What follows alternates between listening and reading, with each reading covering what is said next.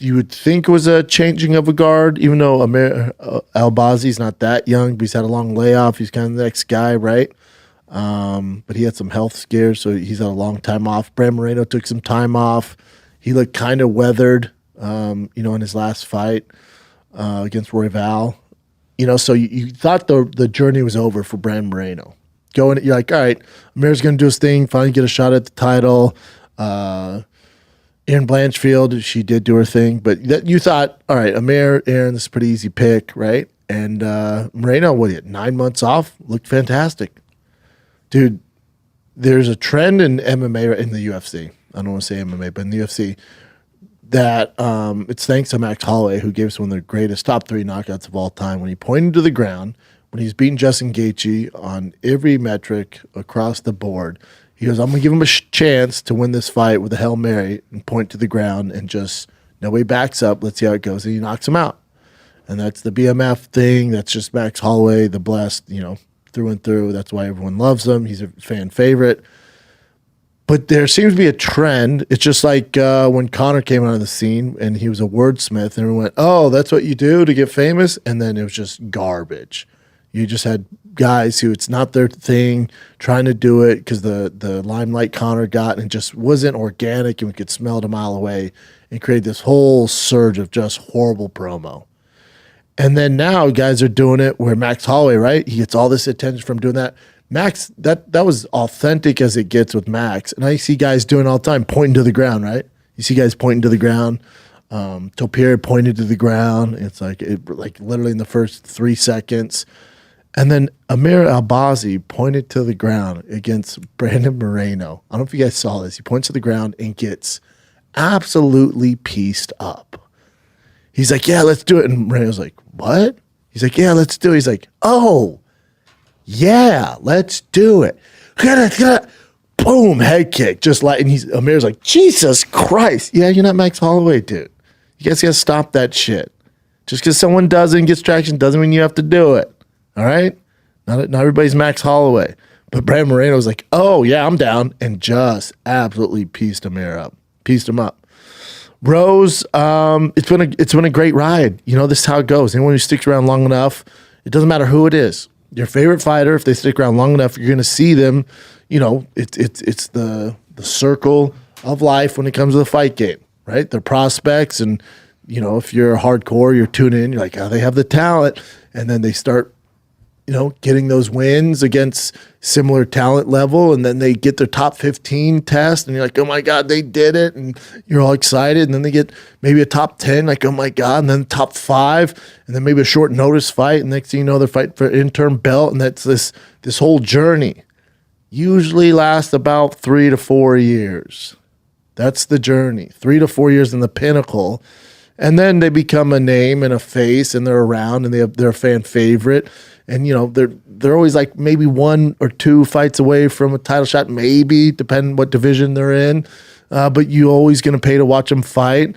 And then they get long in the tooth and people figure them out. Or the game advances at a significant level, especially the women's division. And everyone gets better. And then your skill set didn't quite, get better. And you kept doing what you're doing. And then the whole division's, catches up to you. So with Rose, it's all...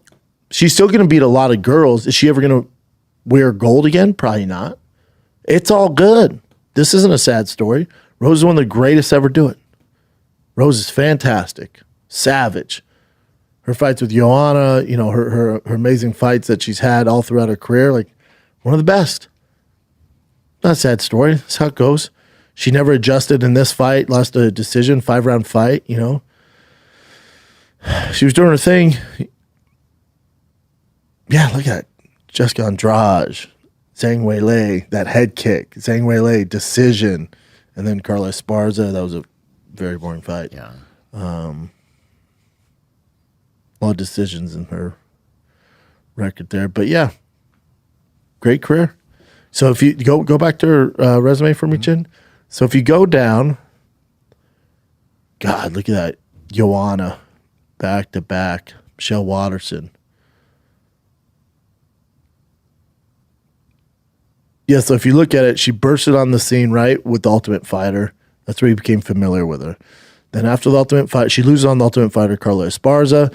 Then she fights Angela Hill, Paige Van Zandt, right? That was a fun fight. This is all in 2015. And then her run goes all the way up. And so 2015, hold on, Chin.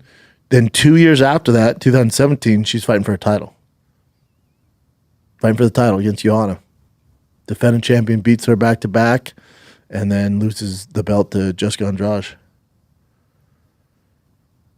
And then she revamps after that, beats Jessica Andrade, split decision, the Zhang Weili. She's still in her prime.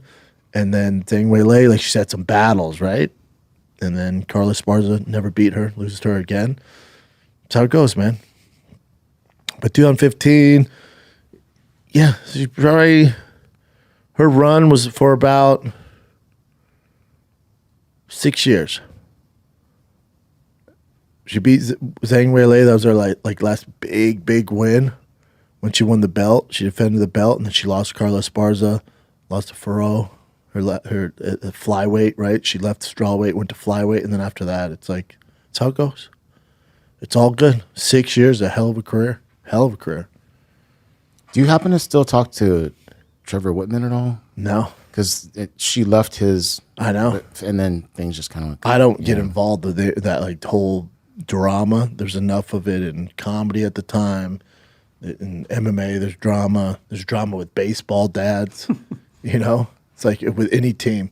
I'll talk to other dads. I'm like, hey, is there like weird like dynamic with like the parents and the team? And they're like, oh, yeah, dude. Every team deals with this. Just crazy parents. They never say anything publicly like that they're, at war with, but she was like, I hope, I'm praying for him or something like that. It's recently? At some point when they split. But when he was with her, she was killing it. So yeah. You never know. Like even when I was fighting, you never know. Coaches, sometimes business can get involved. Sometimes fighters, especially at their level. Like think about it. He had Rose, Justin Gaethje, Kamaru Usman. When you're dealing with all these big personalities and they're all champs at one stage or all contenders, sometimes these contenders or champions can feel slighted, like they're not getting enough work, or they want to change something and they feel like you're not hearing them out, and they have options. Yeah. Or it could be a business thing where Rose has these sponsors, and Trevor, this happened to me. I had my sponsors, but then my coaches had their individual sponsors and wanted to wear those at the walkout. I'm like, whoa, the only reason we're here is I'm here to fight, man. You're making this, and then my sponsors get upset. So once money becomes involved and people get famed, it's tough for camps to stay together. Both great people. Rose is fantastic. Trevor's, a genius. So it's like, who knows? Personalities. They've been together for a long time. They achieved a lot of cool shit. Okay. So, and then sometimes also Rose is getting older. Pat Barry's her husband or boyfriend, where the hell it is. He's a coach. Maybe him and Trevor didn't see eye to eye. She's definitely inside with Pat. Yeah. Like there's all sorts of dynamics. All good. You guys won gold. Defended it many times. Became the face of the strawweight division. Mission accomplished. After that, okay, go your separate ways. And sometimes a fighter will blame the camp or that particular coach for losses. Oh, I told you I wanted to work on this and we never did it. That's why I lost. And okay. And the justify that for leaving a coach. Coach is like, all right, dude, Also, fighters are crazy. Fighters are crazy. Comics are crazy. Like, you're dealing with these personalities, And coaches, sometimes they're sick of the shit. Like, cool, man. Agents with comedians, like, cool, go somewhere else. Eventually, like, this ain't worth it, man. Takes a certain type of personality to deal with.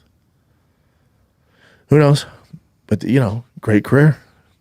Mission accomplished. You guys won the gold. That's what he started. Nothing to be sad about.